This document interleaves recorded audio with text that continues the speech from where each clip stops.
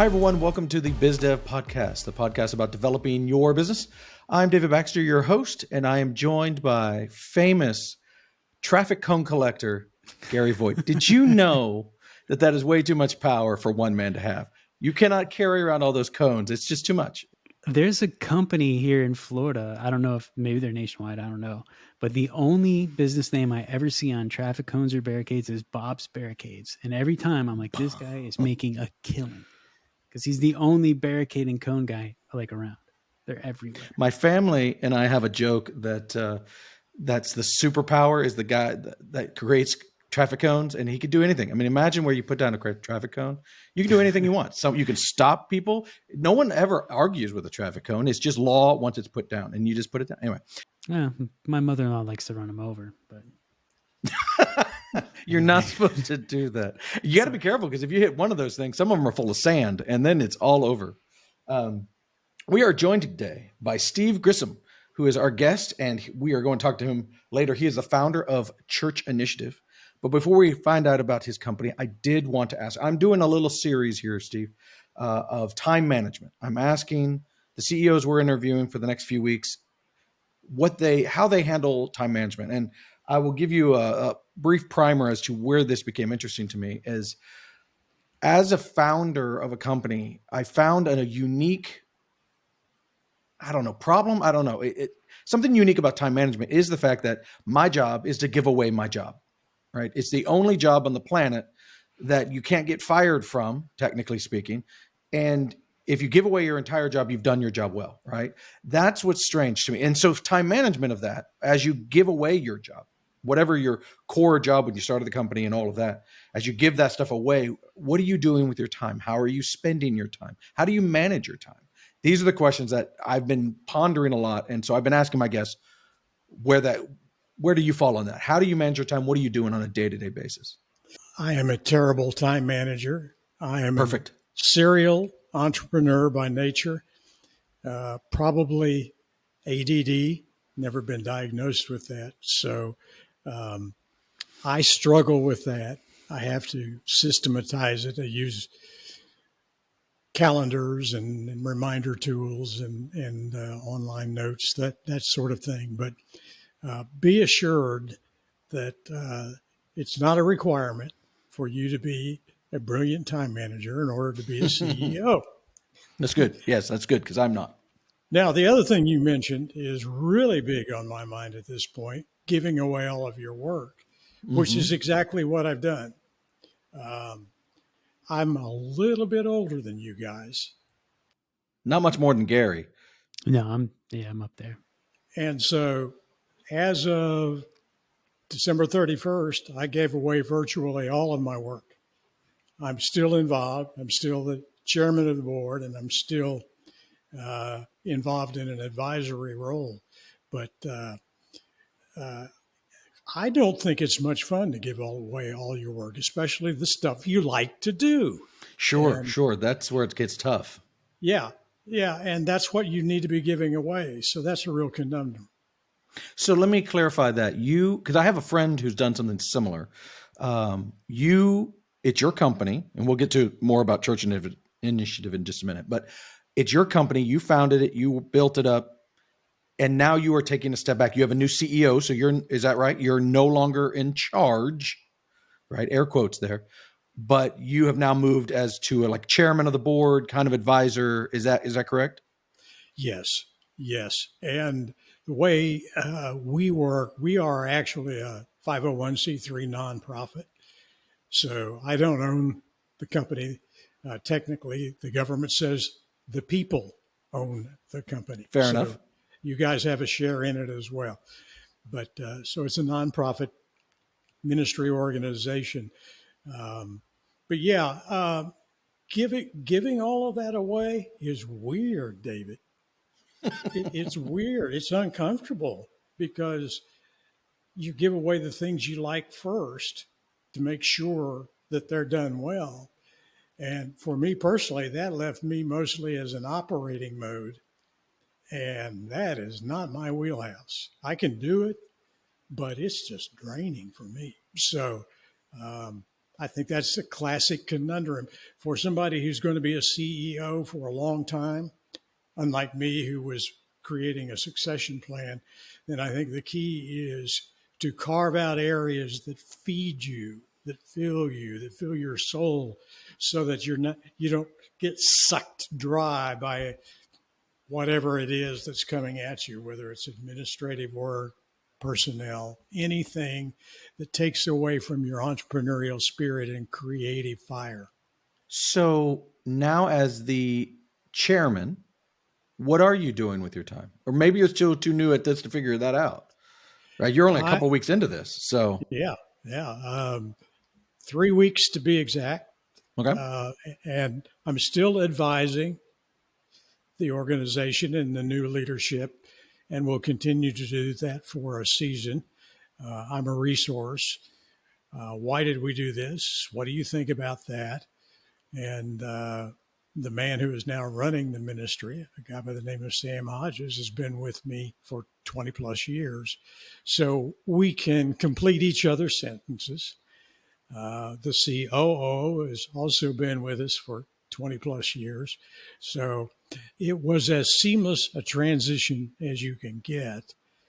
Easier probably on them than on me, because it's like being in an airport on a moving sidewalk, and you're walking on that sidewalk, or maybe running if you're trying to get to your plane, and all of a sudden you hit the stable ground, and it's like a lurch. Mm-hmm. And I think anybody who has gone through this has those kind of feelings. So, but I do have grandchildren, so that's part of the plan. I don't play golf, and I'm not idle. I am unretirable. And so I will be doing consulting. I will be doing other projects. I might start a business. I'm in the process of figuring that out. So that was going to be my next question. So, because usually when someone is taking that step back, the company can run itself, which is a testament to you. So congrats there. But your job now is to, or you now have time on your hand. Let me say that a different way. You have time on your hands. So some people are saying, well, I'm semi-retiring, or I want to start something new. This one's churning and going, and that's good. I want to do something new. So I want to step back. And it sounds like you're the latter. You're gearing up for something else. I'm a starter and a builder, and I can't take that out of my DNA. It's funny. We interviewed a wonderful lady named Patty Bergiulio the other week, and she's a serial entrepreneur as well. And she's like, I sold my first company and I played golf for 1 week, and then I got bored and I started my next company. And she's like, I did that 4 times over my career. And so that's just a bug, right? It just bites you, and you creating is what you do. That's what I do.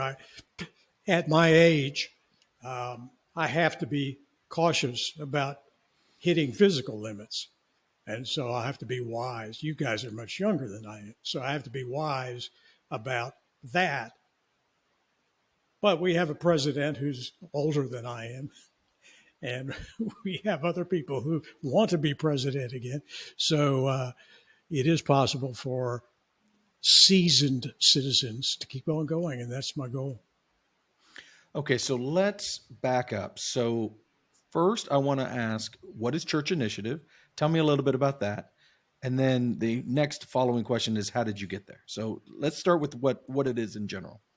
Church Initiative is as I said, a nonprofit organization that equips churches to minister to people who are going through a life crisis.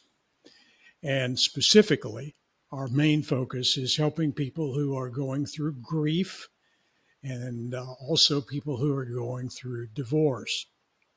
So we've created curriculum. We look a lot like publishers from the outside. We've created curriculum to help churches run weekly support groups, grief share, and divorce care. So a person going through a divorce would go to a church and sign up for this weekly ongoing divorce support group. Ditto with grief share. Obviously, the topic is different. The format is the same. So with each week, 3 parts to our design. The first part is a video that features some of the world's leading experts either on grief or on divorce, talking about how to deal with that issue. And then we have woven in with that, producing it, and really interesting to watch magazine style, the testimonies of people who are either in the middle of grief or divorce or are who are going through, have been through that and who have healed.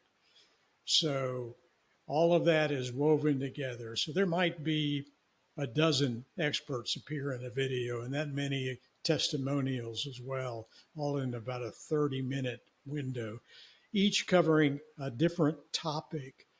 For instance, in divorce, one week we talk about anger. Next week we talk about depression. And we talk about loneliness. We get around to when am I ready to date? How does divorce affect my children? Those kinds of topics. So after the group views the video, they then talk about what they've seen on the video and relate that to what's going on in their lives. And then the third component is a participant guide or workbook that we equip them with, that they take notes in during the video. They have exercises to complete during the week to keep the material alive. And so our job as Church Initiative is to equip and train churches to run these programs, either divorce care, grief share. We also have divorce care for kids, and we have a program for single parenting. And we equip lay leaders to do that work. It's not the pastors or staff typically that lead these groups. It is motivated lay leaders. And so a big part of our job is training and equipping them and then supporting them on an ongoing basis, as well as providing, selling to them the materials they need, the renewables such as the workbooks on an ongoing basis. You mentioned videos, and then you mentioned having corresponding like exercises, note-taking workbooks. Are the videos and everything that are these all digital? Is this a digital platform, like an educational platform, or are the workbooks and stuff in person and like, handouts or whatever that you give as well? The design was entirely physical until March of 2020. Yeah. We were working on and testing and studying a digital design, but then COVID hit. And I am so proud of our team. In a matter of 2 weeks, they had a digital version up and running. So our groups hit a standstill when the COVID lockdowns hit. No groups were meeting because they couldn't go in person. 2 weeks later, we were able to offer groups to be able to resume meeting through digital technology. And in retrospect, it might sound easy, but behind the videos and behind the workbook, we have an entire digital infrastructure, an app, if you will, that manages registrations, that manages functions for the group, that is tied into our CRM and all other sorts of systems. So all of that had to be woven together. Now, as you can imagine, based on my understanding of your business, that wasn't real clean at first. So it's interesting you say that. I didn't know before you came on that you guys created divorce care. I had a friend of mine years ago who went through it. Actually, it helped him so much in his divorce that he actually became in my church years ago the layman, like you were talking about, the guy running it at the local level, and it became his kind of passion to help other people get through that horrible process, right? I mean, it's difficult for everybody, of course. And so it's interesting to see how all these things connect. I think that's really amazing. Well, that's my personal story. My personal experience is I went through a divorce, and it was an awful experience. I wouldn't wish it on anybody. After a season of healing, I remarried, and I went to my church and I said, we've got to do something to help people go through divorce. And they said, well, maybe we could create a support group. And I said, let me lead it. Let me do it. And so I started down that road and very quickly realized there were absolutely no resources available to help somebody like me. I'm not a pastor, I'm not a counselor, I am a layman, and I come from a business and a journalism background. And so uh, I cobbled a book here and a tape here, and we started meeting, and it was working even in that ragtag fashion. And I said, God, why doesn't somebody create some material to help people like me lead these groups? And I was sort of grumbling about that. And ultimately, I got the metaphorical tap on my shoulder and said, well, Steve, why don't you? Nice. And obviously, after some additional grumbling, uh, I had remarried by that time. My wife and I agreed that God indeed was guiding us to do that, and that was the beginning of divorce care.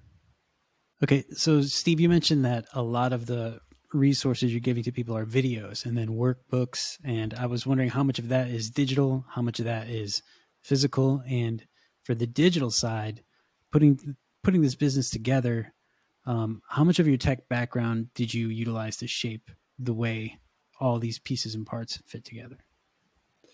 Gary, we are on a quest to stop shipping atoms and deal only in electrons. Nice. I like that.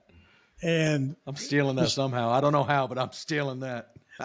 the sooner we can get there, the better, because that's impeding international growth. Everything we create is manufactured by companies, and that includes DVDs, that includes workbooks, leaders' guides, all of the marketing materials brought to our headquarters and then kitted by us and shipped out of our headquarters here in Wake Forest, North Carolina. And we've equipped 25,000 plus churches. So we're shipping a fair amount of product, and we'd like nothing better than to be digital. And so we've been working and thinking on that for a long time. But along comes March of 2020, and it didn't matter that we were physical because nobody could meet.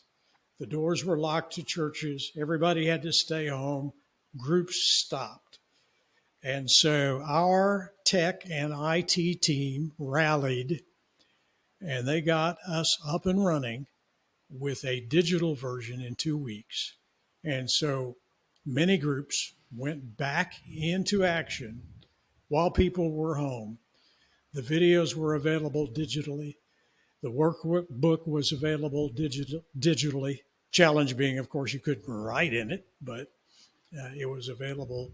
And that allowed ministry to continue, allowed us to continue to support our staff financially. And but the most important thing, obviously, was we were able to continue to help people. And it was rough, it was ragged, but it worked. And it interfaced with our other systems and our other technologies behind the scenes. And we've just built it out from there. And that's becoming a platform that has become a platform in and of itself. And we have online only groups, we have physical groups, and interestingly, we have hybrid groups where some of the members are in person and others are online. Yeah, that makes sense. And I can imagine that with the video aspect and the having, I don't know if maybe speakers or someone of a guidance, if you wanted to record a video specific to one topic within that realm of like divorce care or whatever, you can do it from anywhere and then send it to anybody. So that seems like something. You mentioned the other aspect of your system. So besides the videos and the handouts and or the workbooks and stuff, what goes into the actual keeping this business running? As far as you mentioned earlier, like your CRM system and your memberships, and how did you put that together? Well, all of that was built custom by our web team because we couldn't really find any software at the time that connected all of the dots we needed connected. So take me back in history a little bit.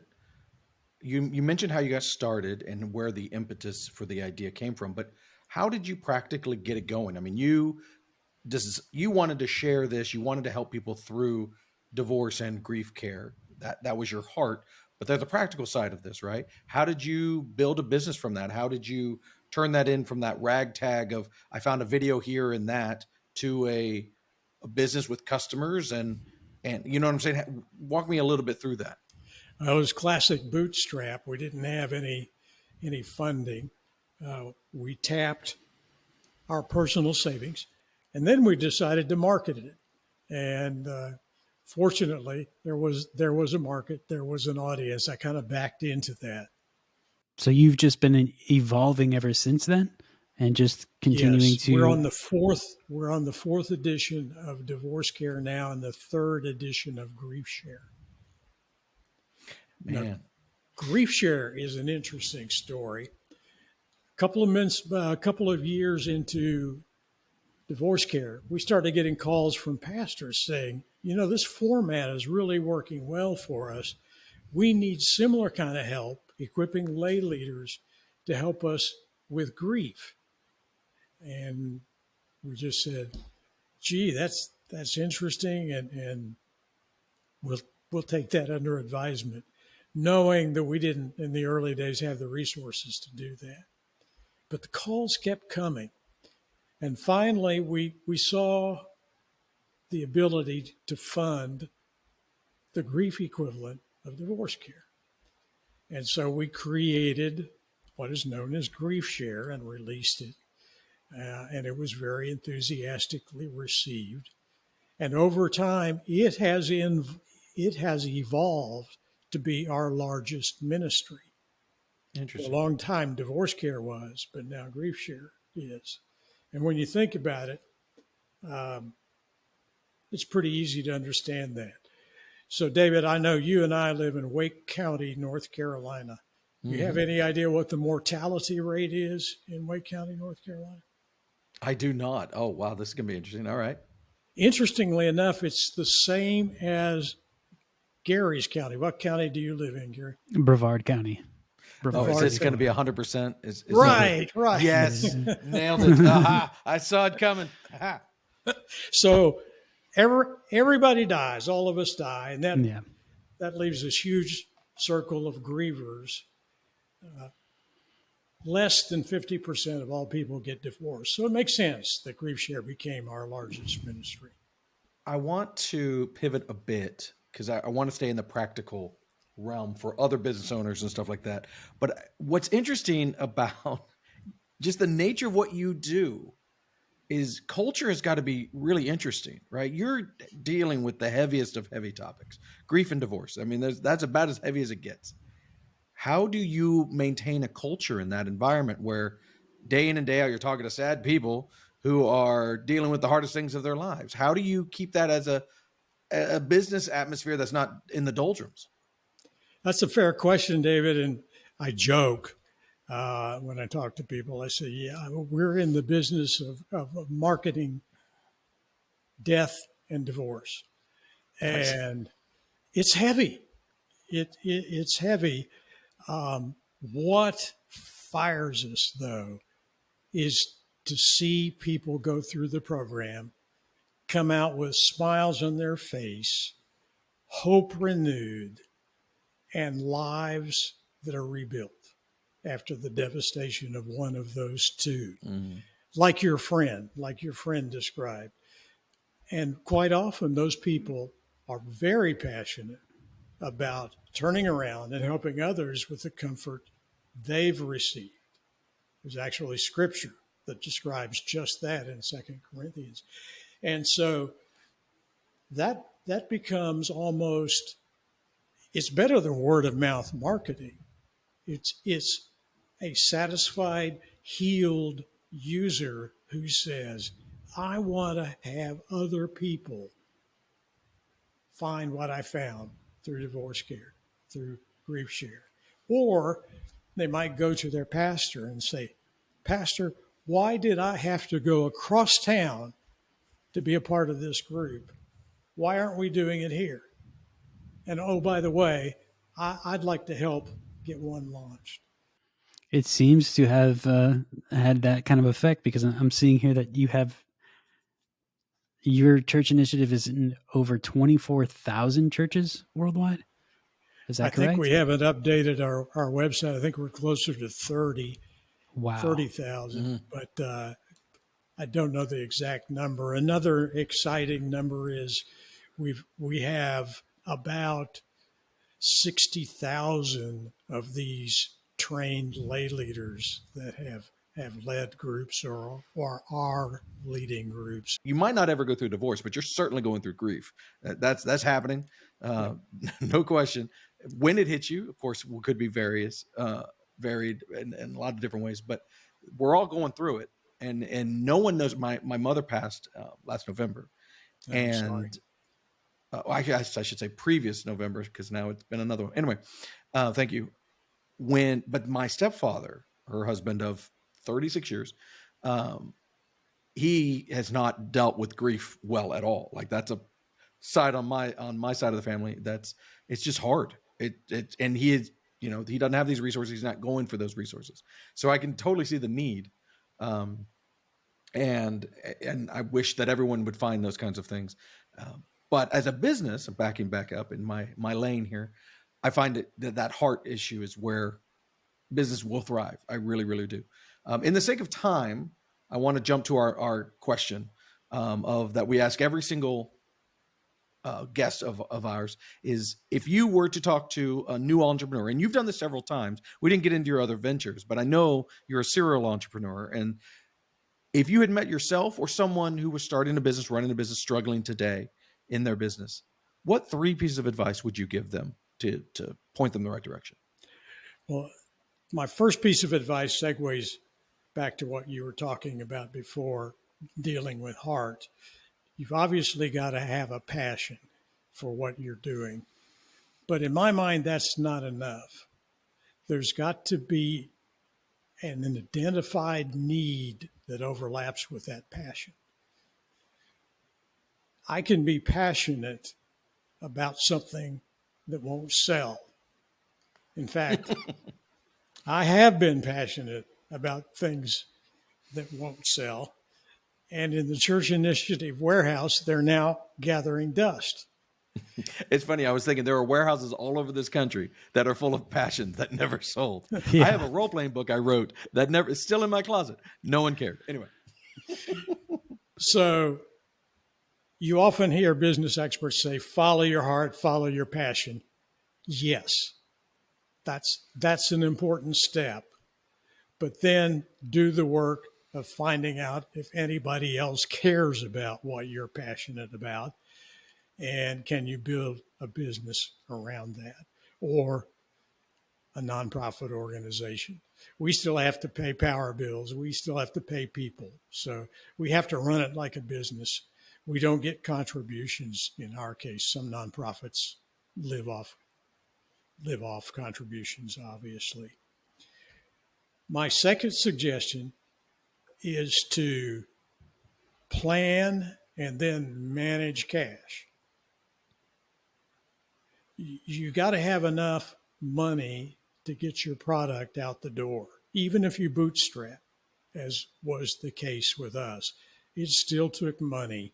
And so you have to know going in that you can get all the way into the air off the runway. But then you've got to continue to pay expenses on a monthly basis. And a lot of us idealistic dreamers, entrepreneurs, don't pay attention to cash. So we don't make payroll. We can't pay a vendor. And you've got to make yourself concentrate on that when you don't have help doing it. And then ultimately hire people who can do it for you. Because if you don't like accounting and you don't like finance, you better find somebody who does, and learn to listen to them and trust them and let them guide you. My third piece of advice is one of the reasons we're still around today, and that is listen to what your customers want. They will tell you, in all likelihood, if you talk to them, if you listen to them. And what I told you about Grief Share exemplifies that. That wasn't on our radar scope 30 years ago when we launched Divorce Care. But we're about ready to release the 4th edition of Grief Share. And as I said, it is now our largest selling product. Had we not heard from customers and had we not listened, we would have suffered at least attrition, if not been a much smaller organization. So it wasn't my smarts. It wasn't our corporate brilliance that launched GriefShare. It was the wisdom of our tribe. Those are very, very good pieces of advice. We've heard some of them before and a lot of overlapping from other entrepreneurs, but yeah, definitely good pieces of advice. The passion and finding the people that actually care about it, that's a huge one. A lot of people bring that one up.